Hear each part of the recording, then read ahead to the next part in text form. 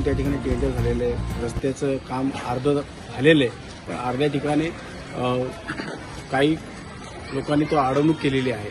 गेल्या अनेक महिन्यापासून मी त्याचा पाठपुरावा करतोय. आज सिटी इंजिनियर अनिता परदेशी मॅडम या ठिकाणी त्यांनी पाहणी केली आणि त्यांच्या निदर्शनात आलेलं आहे की तो रस्ता बऱ्याच दिवसापासून बंद आहे, काम त्याचं केलेलं नाही. जे नागरिक रस्ते आहे त्या ठिकाणी तात्काळ संबंधित अधिकाऱ्यांना मॅडमने आत्ताच निर्देश दिलेले आहेत आणि लवकरात लवकर तो रस्ता चालू होईल असं या ठिकाणी आम्हाला आश्वासन दिलेलं आहे.